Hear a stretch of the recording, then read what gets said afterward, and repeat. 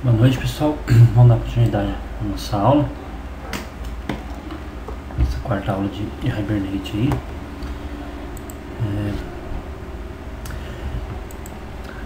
Então a ideia agora vai ser o seguinte: vou mostrar para vocês o Embeddable e o Embedded.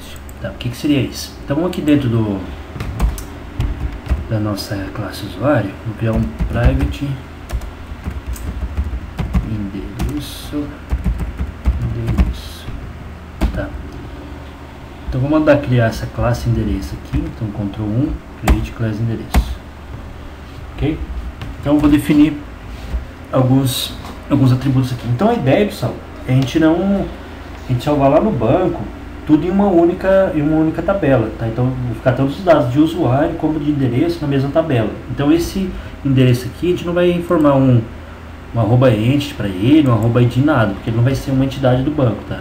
O que vai acontecer? Cada atributo que eu definir aqui, ele vai se transformar numa coluna da tabela usuário, tá? Através das anotações que eu vou informar.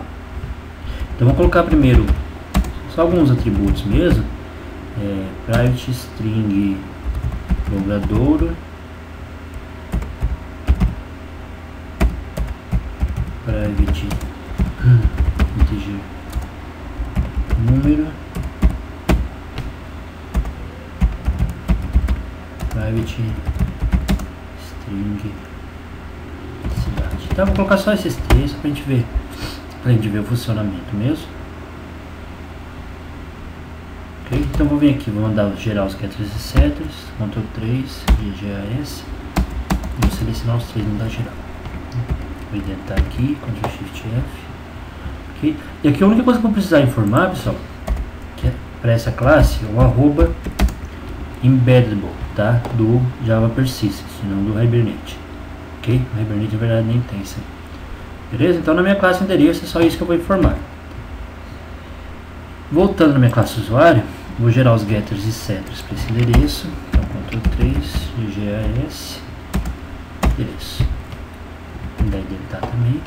E aqui em cima do get endereço, vou colocar essa anotação aqui, ó, arroba embedded, tá? Do JPA também.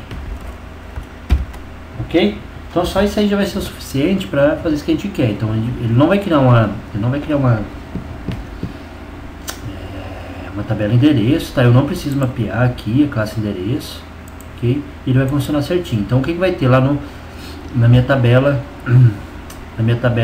USR usuário que a gente deixou aqui? A gente vai ter 5 colunas aqui, tá? Lembrando que o idade ele não cria, na verdade 4. Ele não vai criar a coluna endereço, vai criar a coluna ID, nome, data de nascimento, estado civil e além disso as colunas logradouro, número e cidade, tá? Então é dessa forma que ele trabalha com esse embed, tá? Só preciso vir aqui onde eu estou salvando, vou criar uma nova classe endereço. Só vou citar os valores para ele. Então, endereço, ponto 7, logradouro, de rua teste, endereço, ponto 7, número, 2, 3, endereço, ponto 7, cidade,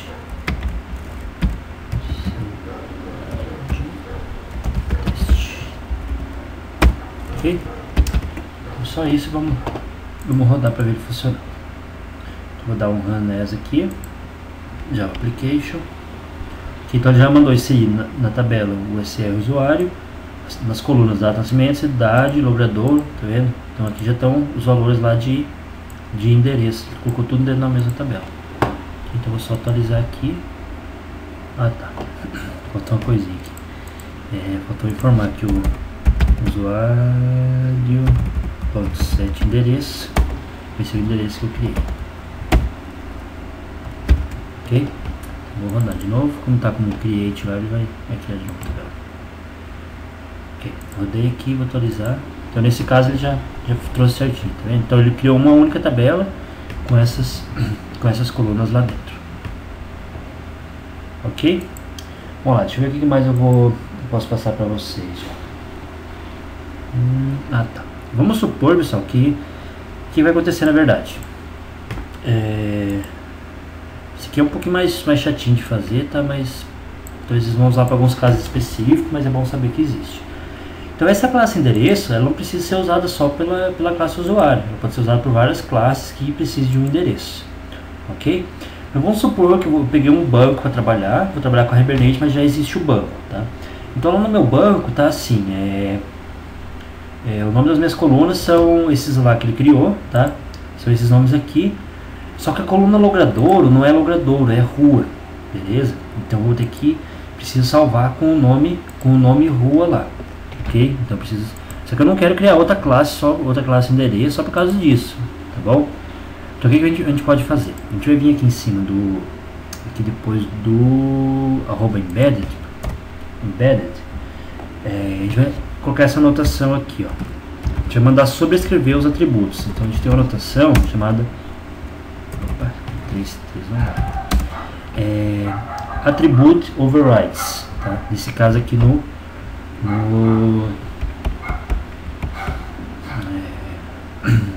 plural, tá?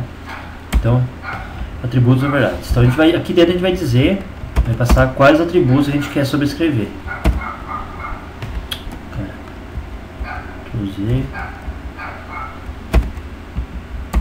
Beleza, vou deixar certinho. Ok? Então qual vai ser? A gente vai definir nosso primeiro atributo. Aqui são os atributos, né, sobrescritos. Qual vai ser o nosso primeiro atributo? Então agora atributo override. Ok? Aqui eu vou formar um name para ele. O que é esse name? É o valor lá da classe endereço. Então nesse caso aqui eu quero sobrescrever o nome logradouro, ok?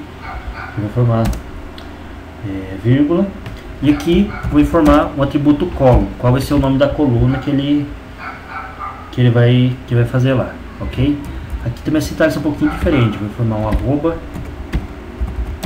arroba column, e aqui dentro eu vou passar o name dela, ok? Então vou chamar de rua.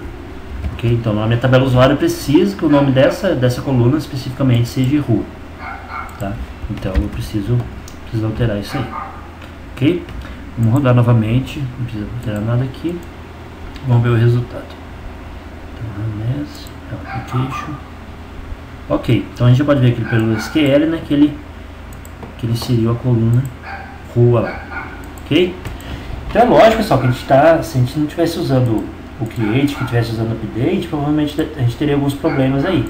Mas é a questão de, quando for fazer o levantamento de requisitos, né, de um projeto, já definir isso aí antes. Então você já sabe que o nome daquela coluna tem que ser rua, então você já vai fazer isso aqui no começo lá, ok? Não tem problema, beleza? Isso aí eu poderia fazer para qualquer outro valor lá.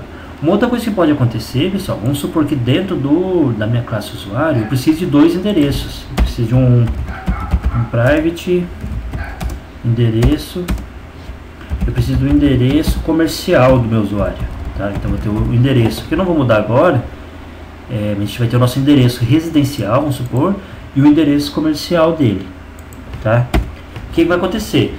Se eu não fizer nada, eu vou ter essas colunas, ou elas vão estar duplicadas lá, tá? Não lembro o que acontece, ou ele vai reclamar. Então vamos só gerar isso aí. Então eu vou vir aqui no Ctrl 3, os getters e sets, meu endereço comercial. Ok? E vou dizer também que ele é @embedded, tá? Vou salvar, vou vir aqui no teste, vou copiar esse endereço, só vou mandar para o endereço comercial, daqui também, o teste. Colocar um C de comercial, 1, 2, 3, 4, 5, cidade teste 5, ok? Beleza, vamos rodar aqui só para ver qual vai ser o comportamento dele, não lembro de cabeça agora, ok. Então ele vai reclamar aqui, tá vendo? Que existe uma coluna repetida no mapeamento, tá? Então o que a gente pode fazer para resolver isso aí? A mesma coisa que a gente fez lá. Então vou fazer rapidamente aqui, ó. Vou estar no usuário aqui, vou aproveitar esses atributos overrides aqui que eu já fiz e vou colocar aqui também. Opa. Uma bagunça. Ctrl Z, depois do arroba embed, tá? Então vou pegar esse 1 que eu já tenho, vou colocar mais 2, tá? Então beleza, vou dizer que o logradouro vai ser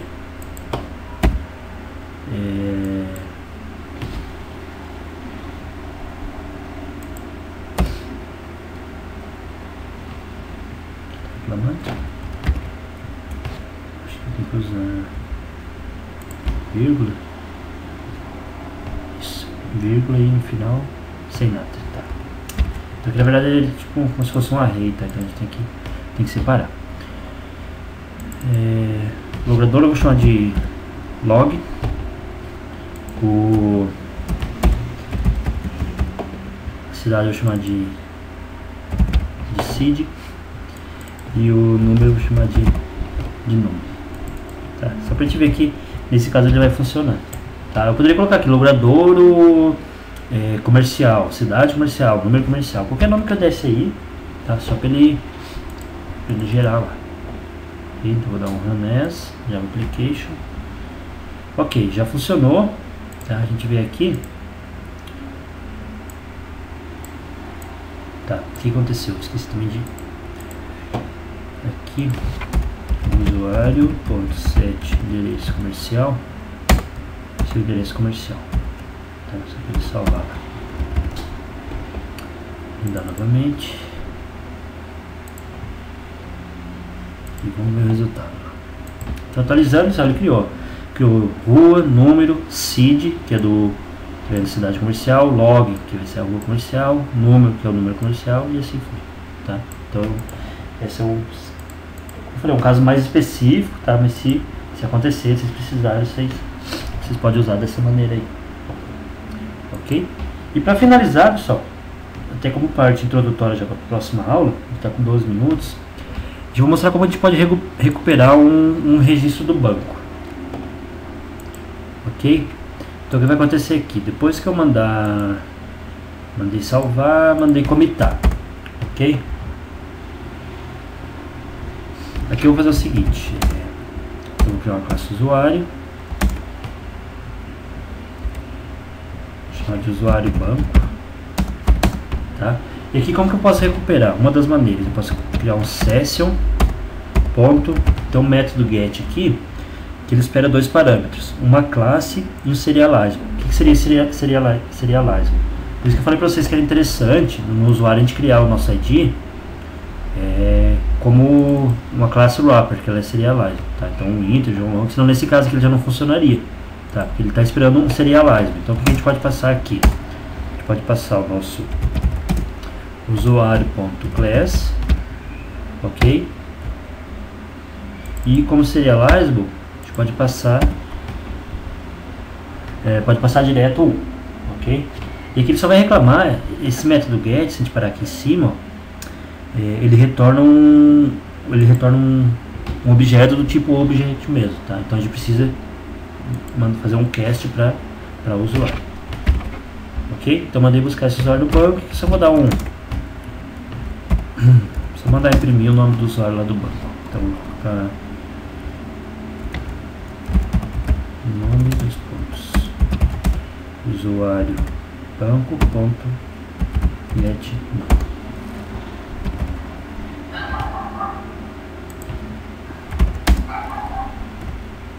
Ok? Vou mandar salvar, ele vai primeiro inserir, depois vai buscar lá do banco e vai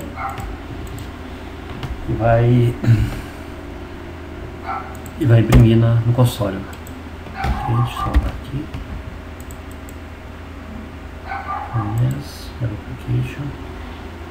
Ok, então ele já conseguiu inserir e já conseguiu buscar do banco também.